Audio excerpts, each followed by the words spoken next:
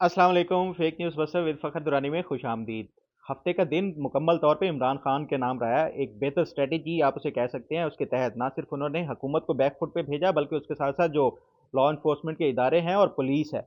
उनका मोरल भी डाउन किया। साथ ही बगैर अदालत में पेश हुए उन्होंने ना सिर्फ अपने अरेस्ट वारंट्स जो है वो ख़त्म कराए, बल्कि साथ ही जो अगली पेशी है उसके ऊपर ये भी तय नहीं है कि क्या उनके ऊपर इंडाइटमेंट होगी या नहीं होगी। तो आज के इस प्रोग्राम में हम ये डिस्कस करेंगे कि क्या इमरान खान के पास आखिर वो राज क्या है कि जिसकी बुनियाद पे वो कामयाबी पे कामयाबी समेटते जा रहे हैं। साथ ही आज के इस प्रोग्राम में हम ये भी डिस्कस करेंगे कि इमरान खान की जो अगली पेशी है तोशा खाना केस के ऊपर, क्या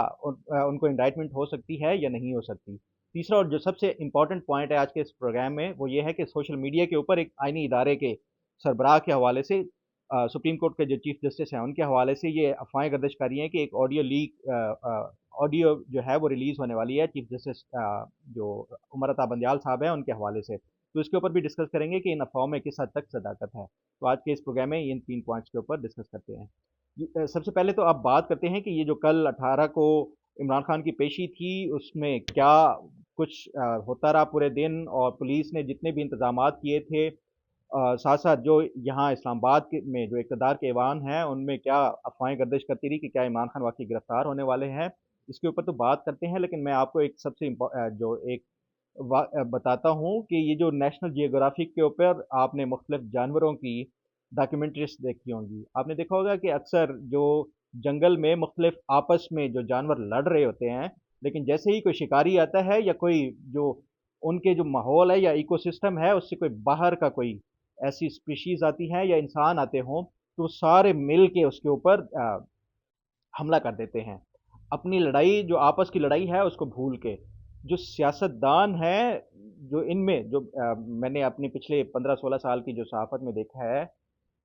इन सियासतदानों को जानवरों से भी सीखना चाहिए। मैं आपको एक एग्ज़ाम्पल देता हूँ कि कोई डॉक्टर के ऊपर अटैक होता है किसी हॉस्पिटल में, तो तमाम डॉक्टर्स, चाहे आपस में उनकी अंदरूनी साज़िशें भी होंगी, चपलिश भी होती होगी, लेकिन उसके बावजूद भी तमाम इकट्ठे हो जाते हैं और कोई भी बैरूनी कोई उनके ऊपर असरअंदाज़ होने की कोशिश करता है, तो वो तमाम मिल के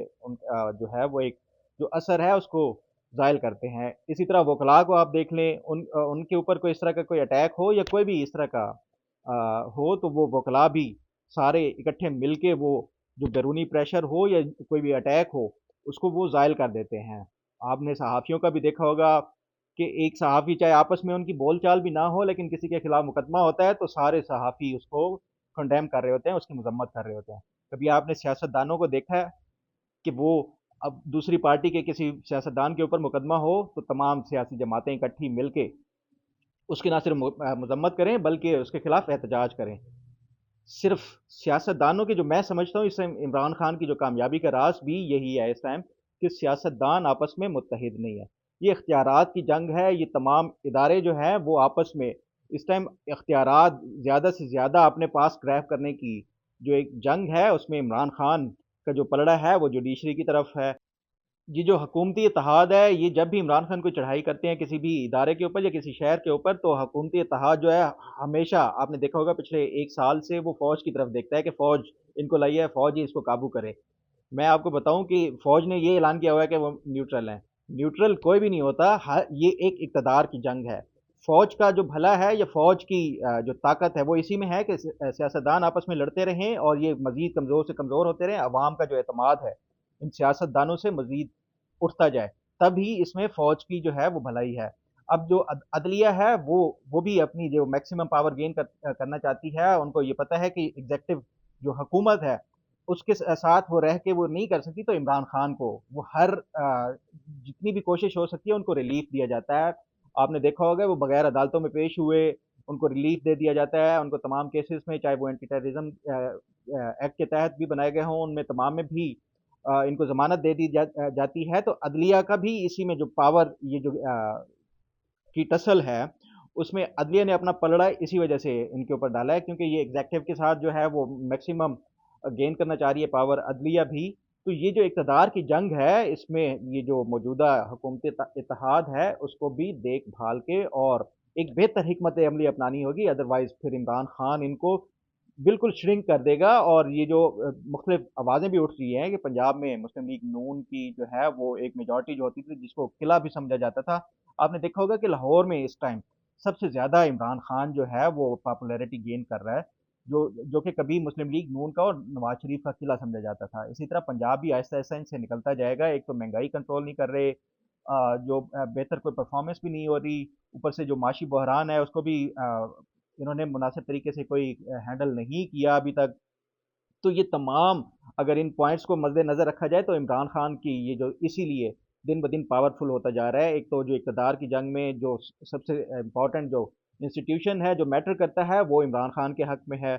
فوج جو ہے وہ فوج کی بھلائی اسی میں ہے کہ سیاستدان آپس میں لڑتے رہیں اور یوں ہی کمزور ہوتے رہیں، اور جو ڈیموکریٹک جو انسٹیٹیوشنز ہوتے ہیں ان کی کمزوری میں ہی جو فوج کی بھلائی ہے۔ تو یہ تمام جو اختیارات کی جنگ ہے ان میں یہ تمام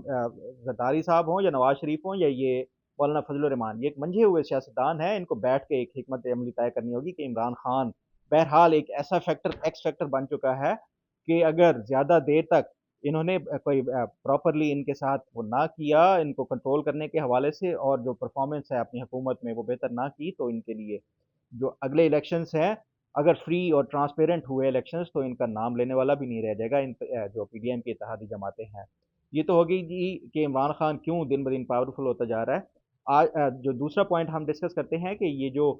توشہ خانہ کیس ہے اس میں آگے اب کیا ہوگا۔ عمران خان کی جو میں نے آپ کو پچھلے پروگرام میں بھی بتایا تھا کہ اس میں تین چیزیں ہیں۔ پہلا یہ تھا کہ حاضرین شور کرانی تھی عدالت کے سامنے، وہ عمران خان نے بغیر پیش ہوئے گیٹ کے کھڑے ہو کے ہی انہوں نے حاضری وہیں سے اپنی گاڑی سے لگوا لی۔ اس کے بعد جو نیکسٹ جو سٹیپ ہے وہ انڈائٹمنٹ کا ہے، کیا عمران خان کی انڈائٹمنٹ ہوگی یا نہیں ہوگی۔ توشہ خانہ کیس کا اگر دیکھا جائے تو جو ڈاکیومنٹری ایویڈنس ہیں، اور اس میں آپ نے دیکھا ہوگا کہ کل جج صاحب نے جاتے ہوئے یہ بھی ریمارکس دیے کہ ہم یہ بھی دیکھیں گے کہ یہ مینٹینیبل ہے کیس یا نہیں ہے عمران خان کے خلاف، مطلب یہ قابل سماعت بھی ہے یا نہیں ہے۔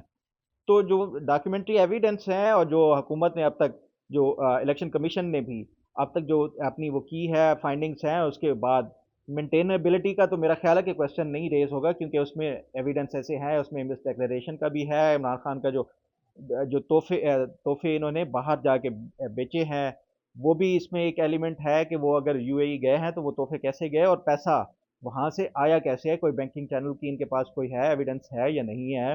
ساتھ ہی اس میں جو تیسرا ایک پوائنٹ ہے جو انہوں نے یہ کہا کہ انہوں نے جناح سپر اسلام آباد کی ایک مارکیٹ میں کسی گھڑی والے کو یہ بیچی ہیں، وہ بعد میں اسی نے یہ بیان دے دیا کہ میرے پاس کسی نے یہ گھڑی نہیں بیچی۔ تو یہ بھی اس میں جو مس اسٹیٹمنٹ ہے اور غلط بیانی کا بھی اس میں ایلیمنٹ آ جاتا ہے۔ تو مینٹینیبلٹی والا تو میرا نہیں خیال کہ کوئی اس میں کویسچن جو ہے وہ عدلیہ اس کو جو ریفرنس ہے یا کیس ہے اس کو خارج کر دے گی۔ انڈائٹمنٹ اب کب ہوتی ہے یہ آگے جو وکلاء ہیں اور الیکشن کمیشن کی طرف سے اس کو کتنی تیزی سے وہ کرنا چاہ رہے ہیں، اور ساتھ ہی جو خواجہ حارث صاحب کے اوپر بھی جو عمران خان کی ٹیم ہے وہ بڑے ہی منجے ہوئے جو لیگل ایکسپرٹ ہیں، تو وہ تو اس کو ٹریک کرنا چاہیں گے، لیکن یہ اب آگے جو 30 اپریل ہے پہلے مینٹینیبلٹی والا اس کے اوپر وہ ہوگا، فیصلہ ہوگا کہ اس کو آگے جاری رکھنا بھی چاہیے کیس کو یا نہیں، تو اس کے بعد ہی یہ ڈیسائیڈ ہوگا۔ میرے نزدیک یہ مینٹینیبل ہے کیس، اور اس کی جو آگے پھر تیز کس طرح اس کو تیز رفتاری سے اس مقدمے کو نمٹانا ہے یہ تو جو وکلاء کی ٹیم ہے اس کے اوپر ڈیپینڈ کرتا ہے۔ جو تیسرا اور سب سے امپورٹنٹ پوائنٹ آج کے اس پروگرام میں ڈسکس کرنا ہے وہ یہ ہے کہ پچھلے 2 دنوں سے چیف جسٹس کے حوالے سے یہ رومر چلائی جا رہی تھی کہ ان کی کوئی آڈیو لیک ہوئی ہے، یا حکومت کی طرف سے ان کے جو ہے وہ ڈیسک پہ جا کے یہ آڈیو لیکس رکھ دی گئی ہیں اور ان کو کہا گیا ہے کہ آپ اس طرح آؤٹ آف دا وے جا کے فیور دے رہے ہیں عمران خان کو۔ بہرحال جو میں نے اپنے طور پہ تحقیقات کی اور کچھ مختلف جو ویل انفارمڈ جو اور ویل پلیس جو سورسز سے بات کی، ان سے ایک تو یہ کنفرمیشن ہوئی ہے مجھے کہ یہ جو آڈیو لیکس ہیں یا اس طرح کی جو آئینی ادارے کے ایک سربراہ کے حوالے سے جو آڈیو لیک ہے اس میں کسی حد تک صداقت ہے۔ آڈیو لیک واقعی کوئی ہوئی ہیں اور ان کو انفارم بھی کیا گیا، باقاعدہ طور پہ بتا بھی دیا گیا ہے، لیکن یہ کیا آگے ان کو ریلیز بھی کیا جاتا ہے سوشل میڈیا کے اوپر یا نہیں، یہ میرا نہیں خیال کہ ابھی کوئی اس طرح کی جو سٹیج ہے کہ حکومت یہ بالکل جو ہے وہ ان کے جو عدلیہ کے ساتھ اس طرح کی جو ٹیک آن کرے گی یا کوئی اس طرح کی جو آڈیو ہے وہ ریلیز کی جائے گی۔ لیکن بہرحال یہ جو آڈیو لیکس یا آڈیو کی جو ریکارڈنگ ہے یہ اس میں کسی حد تک صداقت ہے، اور یہ اس کو اب کیسے وہ کرتے ہیں ٹیکل کرتے ہیں حکومت والے یا جو جوڈیشری کی طرف سے، یہ تو آنے والے دن ہی بتائیں گے۔ जिस तरह इमरान खान बिल्कुल अग्रेसिव होके और फ्रंट फुट के ऊपर आके खेल रहे हैं, साथ ही इदारे भी उनका साथ दे रहे हैं, उसी तरह ये जो हुकूमत है इनका अपोलोजेटिक जो रवैया है, खास तौर पे पीडीएम की जो जमातें और नून लीग का, ये मेरा ख्याल है कि ये वन ऑफ द रीज़न है कि ये जो अभी बैक फुट पे जा रहे हैं, उनसे ना सिर्फ उनका वर्कर जो है वो भी, उनका मोरल भी डाउन हो रहा है, बल्कि साथ-साथ जो हुकूमत और ओवरऑल जो मुल्क की इक़्तिसादी सूरत हाल है उसको भी नुकसान हो रहा है। या तो अगर ये नहीं कर सकते तो हुकूमत इनको फ़ौरन ही छोड़ देनी चाहिए, अदरवाइज़ फिर इनको ना सिर्फ अपनी परफ़ॉर्मेंस बेहतर करनी होगी, बल्कि उसके साथ-साथ जो इमरान खान नाम का एक बड़ा एक जो पाकिस्तान में बन चुका है, हवा बन चुका है, इसको किस तरह काबू करना है, ये फ़ौज की तरफ इनको देखने की बजाय खुद से भी कोई हिकमत अमली इनको अपनानी होगी। आज तक के लिए इतना ही। अल्लाह ताला आपका हामी और नासिर हो। अल्लाह हाफ़िज़।